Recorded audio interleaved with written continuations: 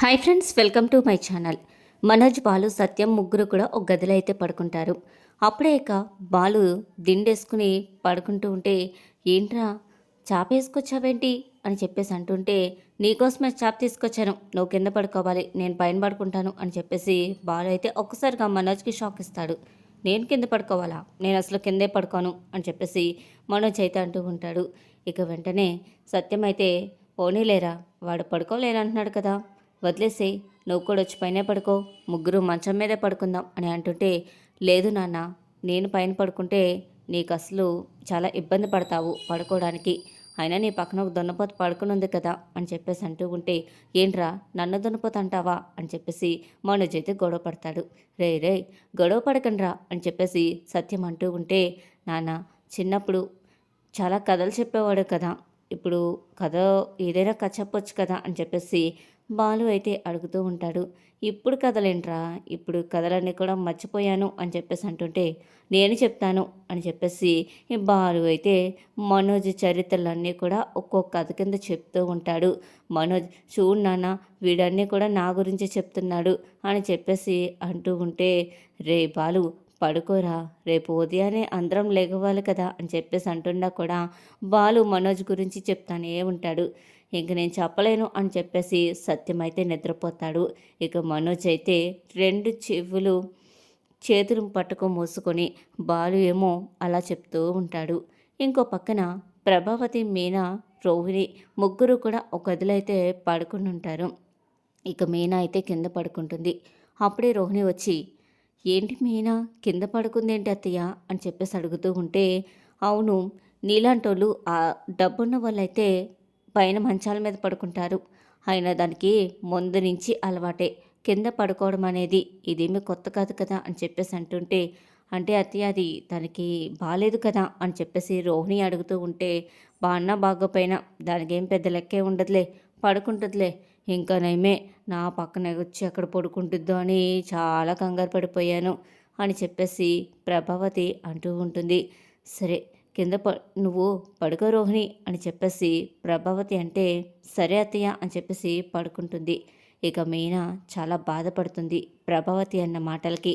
వెంటనే దోమని కొట్టుకున్నట్టు తన చేతి మీద కొట్టుకొని, దోమ, ఈ దోమకి చెవి దగ్గరకు వచ్చి బాగా జియ్యు జియ్యుమంటూ ఉంటే ఎలా పడుకుంటామనుకుంటుంది అని చెప్పేసి మీనా అయితే కౌంటర్ వేస్తుంది. వెంటనే రోహిణికి అర్థమైపోతుంది, ఇప్పుడు మీనా దోమలందా లేకపోతే అత్తేనందో అని చెప్పేసి నిద్రపోతుంది. ప్రభావతి నిద్రలో బాగా గురక పెడుతూ ఉంటుంది. అప్పుడే రోహిణి గురక సౌండ్ ఎక్కడొస్తుందని చెప్పేసి చుట్టూరు చూసి ప్రభావతి దగ్గర వస్తుందని తెలుసుకుని లెగ్గొడుతూ ఉంటుంది. అత్తయ్య అత్తయ్య లెగండి అని చెప్పేసి లెగ్గొడుతుంటే ప్రభావతి ఒక్కసారిగా చూసుకోకుండా తన కాలు పెట్టి రోహిణిని ఒక తంతుంది. రోహిణి వెళ్ళి కింద పడుతుంది. అయ్యో, అత్తయ్య ఏంటి ఇంత గట్టిగా తన్నారు, ఇప్పుడు ఇలా నిద్రపోవడం ఎలా అని పైకి లేచి చూసి మీనా వంక చూస్తుంది. మీనా మాత్రం గాఢ నిద్రలో ఉంటుంది. అత్తయ్య ఇంతలో గురకబెడుతుంటే మీనా మాత్రం ఎలా నిద్రపోతుందో ఏంటో అని చెప్పేసి రోహిణి హాల్లోకి అయితే వచ్చేస్తుంది. అప్పుడే హాల్లో పడుకున్న మనోజ్ని చూసి, ఏంటి మనోజ్ ఇక్కడ పడుకున్నావేంటి మనోజ్ అని చెప్పేసి అంటుంటే, మనోజ్ అయితే ఒక్కసారిగా కంగారు పడిపోతాడు. ఎవరు కాదు మనోజ్, నేనే అని చెప్పేసి రోహిణి అంటూ ఉంటే, అదేంటి నువ్వెక్కడికి వచ్చావేంటి అని చెప్పేసి అడుగుతూ ఉంటే, అక్కడ మీ అమ్మ సంగీతం వాయిస్తుంది అని అంటుంటే, మా అమ్మకి సంగీతం వాయించడం రాదు కదా అని చెప్పేసి అడుగుతూ ఉంటే, గురక పెడుతున్నారు అని చెప్పేసి రోహిణి అంటూ ఉంటే, మరి నువ్వేంటి బయట పడుకున్నావు అంటే, ఆ బాలుగాడు నా చెవులు మొత్తం కొరికేస్తున్నాడు అని చెప్పేసి అంటుంటే, మీ అమ్మమ్మ చిన్నప్పుడు బాగా వసెక్కువ పోస్తుంటుంది, అందుకే ఎక్కువ మాట్లాడుతూ ఉంటాడు, చివరికి మనం ఈ హాల్లోకి రావాల్సి వచ్చింది, ఈ వారం రోజులు ఇక్కడే పడుకోవాలి అని చెప్పేసి మనోజ్ ఇద్దరు కూడా పడుకుంటారు. ఇక ఉదయం అవుతుంది. ప్రభావతి వంటగదిలోకి వచ్చి చూస్తుంది. వంటగదిలో మీనా ఏమీ వండుండదు. వెంటనే ప్రభావతి, ఏ మీనా, ఏ మీనా, ఏంటి ఏమీ వండలేదు, ఇప్పుడు అందరూ కూడా ఏం తింటారనుకుంటున్నావు అని చెప్పేసి అంటూ ఉంటే, మీరు చూస్తూ చూస్తూ ఎలా మాట్లాడగలుగుతున్నారు అత్తయ్య, నాకు అసలు ఓపిక లేదు, జ్వరంతో ఉన్నాను, ఎలా వండుతాను, నేను వండలేదు అని చెప్పేసి అంటూ ఉంటే, మీకు బాగా సాకు బాగా దొరికింది పని తప్పించుకోవడానికి, నువ్వు కావాలనే వంట చేయట్లేదు కదా అని చెప్పేసి అంటూ ఉంటే ఇంతలో సత్యమైతే వస్తాడు. ఏంటి మాట్లాడుతున్నావంటే, ఇది ఇవాళ ఎవరికీ ఏం వండలేదండి. మరందరూ కూడా ఎలా తింటారనుకుంటున్నావు అని అంటుంటే, లేదు మావయ్య నాకస్సలు ఒంట్లో బాలేదు అని చెప్పేసి అంటుంటే, చూసావు కదా చెప్పింది కదా! తనకు బాగుంటే నీ చేత చెప్పించుకునే పరిస్థితి తనకేమీ రాదు. తను ఈ పాటికే వండేసుంటది. అయినా ఒక్కరోజు తను చెయ్యకపోతే ఏమైంది?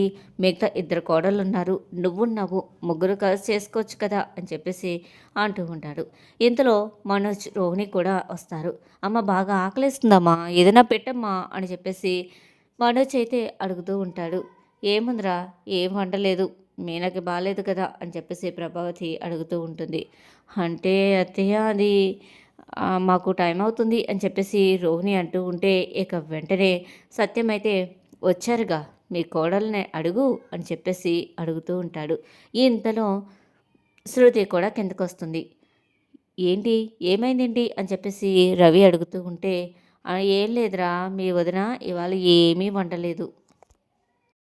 అప్పుడే సత్యమైతే మీనాకి బాగా జ్వరంగా ఉంది అని అంటూ ఉంటే ఏంటి వదిన ఇంకా జ్వరం తగ్గలేదా అని చెప్పంగానే ఒక్కసారిగా శృతి అయితే మరెందుకు నుంచున్నావు వెళ్ళి రెస్ట్ తీసుకోవచ్చు కదా అని చెప్పేసి అంటూ ఉంటే చెప్పావమ్మా నువ్వు మాత్రమే ఈ ఇంట్లో కరెక్ట్గా మాట్లాడతావు అర్థమైంది కదా శృతి చెప్పింది అని చెప్పేసి సత్యమైతే అంటూ ఉంటాడు.